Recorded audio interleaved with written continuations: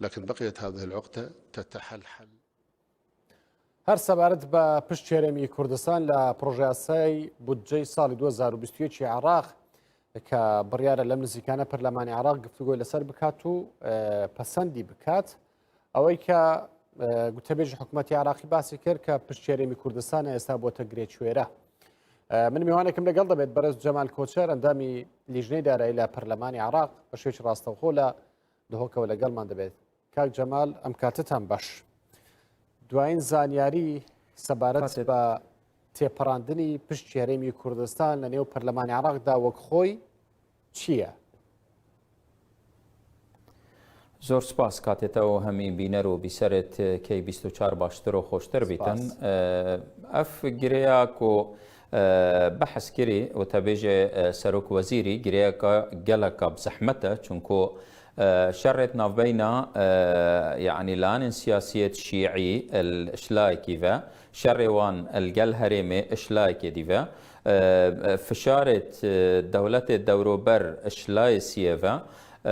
مزادات هالبجارتنا اشلاي شاريفا اوان همية يولي كريكو فعلا ببيتا جريكا يا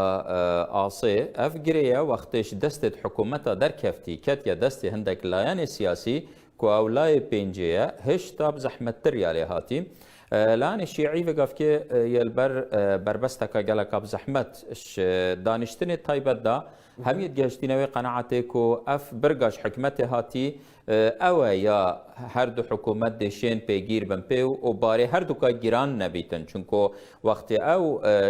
داخازه همی ده هاتیش حکومت هرمت کن بگمان او نتشیانت حکومت هرم دایه وقت او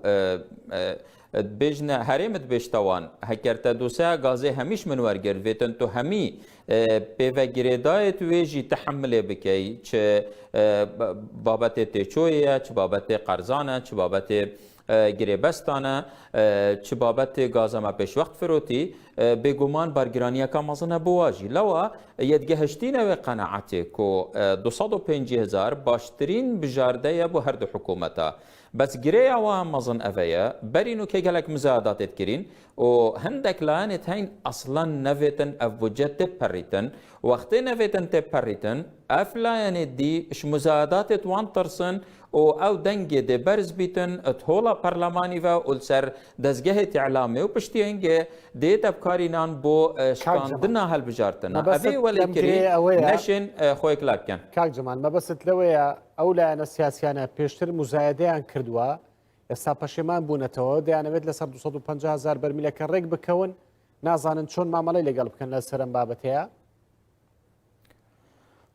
بله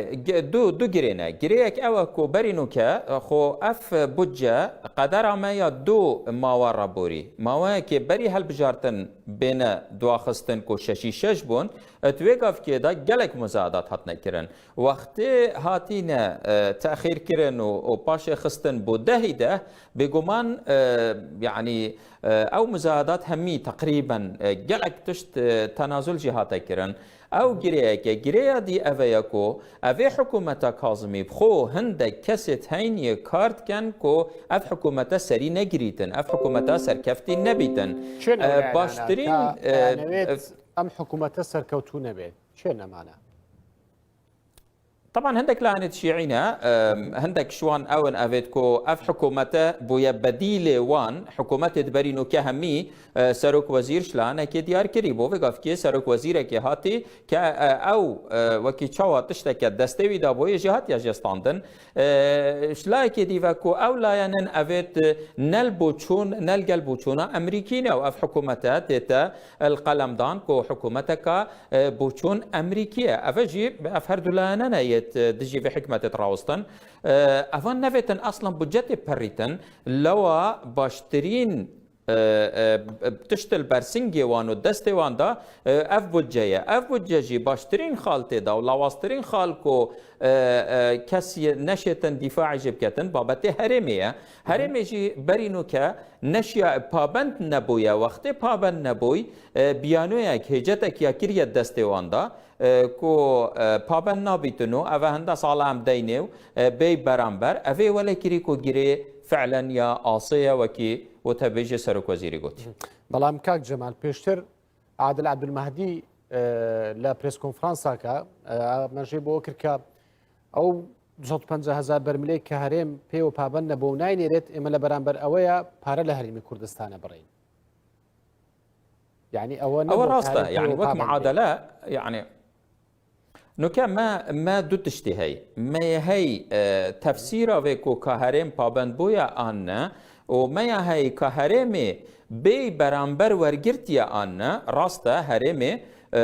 يعني الديف ياساي وكي رادس نكري ياساي تطبيق كري او يجبري يعني شينا 453 مليار فيابا 822 مليار بو هرمي هاتبان بس چونكو پابند نبو بس امنيت مفاوضات كده مفاوضات ده همي خالتنا بحث كرن يعني يك شوان بسياره سروك شاندي هات يكرن وقت هات الجل سروك فراكسيون ارين اشتياخاري ايكش عندهم برلمان رابوفا يوسف الكلابي و اف بسياره سروك شاندي كير قلت از بسياره كشتا كان برسفا من ان نبدا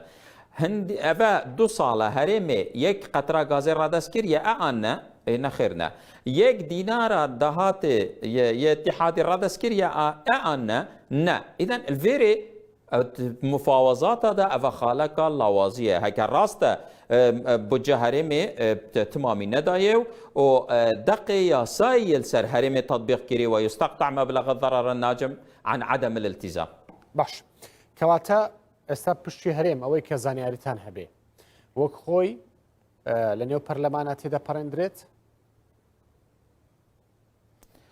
أمنك جريل كيريا جريا فياكو اللاين شيعي وكسر كردا كت كتايد جهشتينا وقناعته أفدقة مقبولة بس دوين دقة كدي بنفسنج بروان مزادات برينو كاكرين همان در أنجام هبيتن يعني بونمونا بيجن او غازا تشيتا جيهان ريكا جيهان راتيتا فروتن همي بيتا رادس كيرن بوسومو بشتي ديري خستنا كارينانا نافخو بشه كارينانا نافخو الجلتي شوي كومبانيا ما حساب كيري هر در كفن 250,000 بس بسيار الفيري اوا بوشي حتى نو كاف دقنهات يعني فيسان طبعا اوان فيتن وكلاني شيعي چونكو ترسنش مزادات انتخابي او نبرة شعبوية لدفن كان دام برلمان هاي بكس نفيتن او يدس بيش خربيت بيجن فيتن همي لانيت شيعي بيك وفي برياري بدن دا همي برپرساتية پلگرن پشتينگي هكر هندك مزادات هات نكرن كواتا هندك باس لو دكن كاك جمال بون مناتي پراندني پشتيرمي كردستان لنيو برلمانها گرێدراوە بە پێکهێنانی هاوپەیمانێتی لە نێوان لایەنە شیعەکان و هەرێمی کوردستانەوە ئەمە تا چۆن ڕاستە بۆ دوو بابەتێت هەین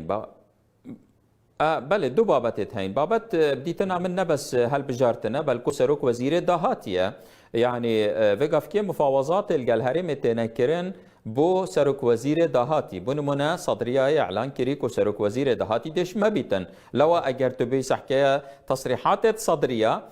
شقلك الدين نرمترن برئيس هذه العامري دفيتن ببيت سرك وزير تاخر افيديدا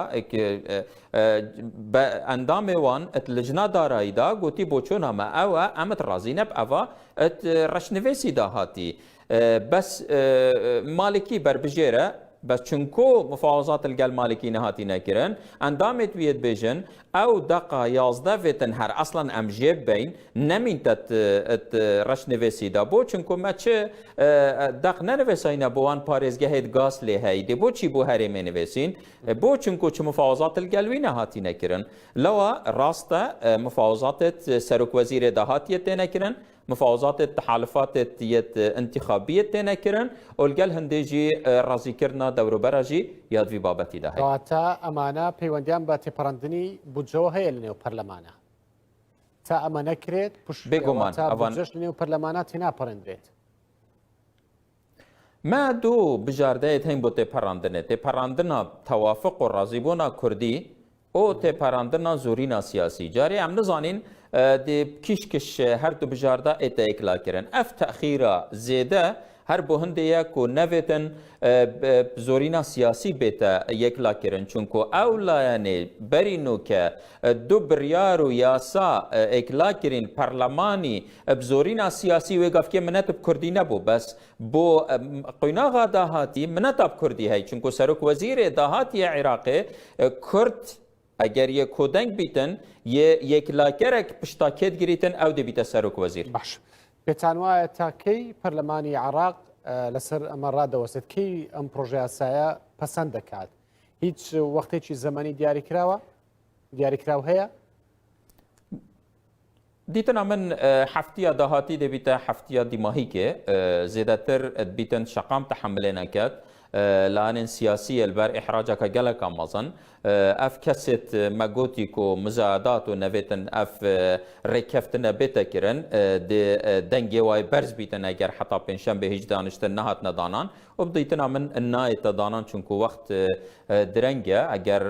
صباينه اعلان كرن بنشن به دانشتنه اوتوماتيكي دي چيتت حفتيا دهاتي دا حفتيا بتن فتنيا اكلا كر بيتن باس لو دكرا كان بنشميا بودجە پەسەند دەکرێت ئەمە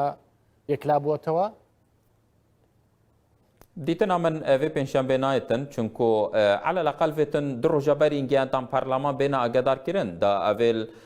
gelek شوان ماڵێت وایە الأردن یە تورکی یە الهەرێمێ یە البەسرا دڕۆژەکە حتا پشێتن خۆ حاضر کەتم گەهیتە دانیشتنێ حتا نوکە هیچ بوومە نەهاتیە کۆ پێنجشەمبێ دانیشتنیا هەی باش سبەی شانێکی پارتی دیموکراتی کوردستان دەچێتەوە بەغدا کەواتە پێویستە ئێستا هەوڵە سیاسیەکان زیاتر بەگەڕ بخرێن بۆ ئەوەی پشتگیرێمی کوردستان لە نێو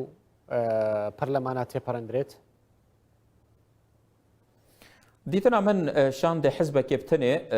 قالك يا آوا كرنابيتن هنجي ده شيندست خو هيليتن وكي ام هميتشين خشاشية عم كتينة تداد في حكمة دا حكومة عادل عبد المهدي او بو دسبيكاوي لاين سياسي چون مفاوضات بتنه كرن و دفاعش وزيرة خو كرن كاده چند كرسي بوي بن لو شويقف كي حتى وقف كي يعني ام يت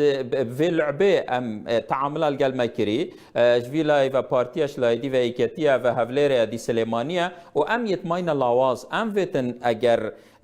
حزب هر حزبك يا آزاده چاو بچيتا بغدا و بوچ بچيتا بغدا بس اگر بابت مفاوضات يا ديتنا من وقف كي ادي حسابك بوما يتكرن وقت همي لان سياسي بيك فتشن وقف كي دي حسابه همي كردستاني بوما يتكرن اي لا نيو برلمانا ايوا هموتان كودنگو يك دنگن لسر پشتي هريما بو بابت پشکا هرمه بله وک فراکسیون وک اندامت لجنه دارایی ام همی کودنگین السروی دقش حکومت هاتی و مهمیا پشتگیریاوی کری و شانده هرمه جی پشتگیریاوی کری یعنی نو که تاک فراکسیون و حکومت ان حکومت خودجهی ام همی پیگ و تاک لاین کوی کودنگل سر همی تشتخو بس کرده اگر تو بی سنه توصانین و شیعجیت نخوب خودت توصان یعنی ایک پارزگاه یا هی بونمونه پارزگاه ذی قاره اندام پارلمانت و تشتکن و حکومتاوی تشتکی دیه بصره عینا نوصا گلک پارزگاه سنیه اوصا بس بو کردستانه خوشبختانه وک هرم وک اندام پارلمان وک شاندو وک نینرت والشنا دارای مهمیا ایک بچونا هی ام همی پشتگیریت و دقینا واش حکومتی باش پێشتریش باست لەوە کرد کە پێویستە حەزب و لایەنە سیاسیەکان هەمویان بەیەکەوە بچن بۆ بەغدا بە یەک شان پێشتر هەوڵ هەبوو بۆ ئەوەی شاندێک بچێت و تەواوی لایەنە سیاسیەکانی تیادا بەشدار بێت و بچن بەڵام هەندێک لایەنی سیاسی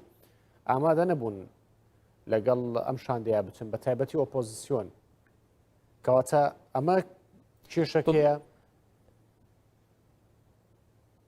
يعني ام بجين جاري تشلقى الاوبوزيسيون هاتيا كيرن حتى اوبوزيسيون ورفتاري ور بقريتن او بسكاركا جوهريه برسفاوي در انجام ديار بيتن بس على الاقل ام بجين او احزاب حكمت دا اگر چنه بن اگر اوبوزيسيون جيل قالنا چيتن هر سه لاين سياسيه حكمران على الاقل بلا بيك بچن اگر بابت مفاوضات بيتن اگر خو اكيد لايكي فتو اپوزیسیون مثلا بونمونه گم بحثیه گرتوب کن تو 18 پستاژ بستینی دروجا پشتینگه بجوار دا پیک و از تو برین نخاره خو ناگونجش لای کی و سزادش لای دیجی و ور از تو الگل من ور بچینه فلان شولی ویتن همی پروسسی همی تشکو همی پاکیجی پیک و ور بگیری دا بشین پیک و شول که بله سپاس بۆ بەڕێز جەمال کۆچەر ئەندامی لیژنەی دارایی لە پەرلەمانی عێراق کە لە دهۆکەوە لەگەڵمان بووی. زۆر سپاس.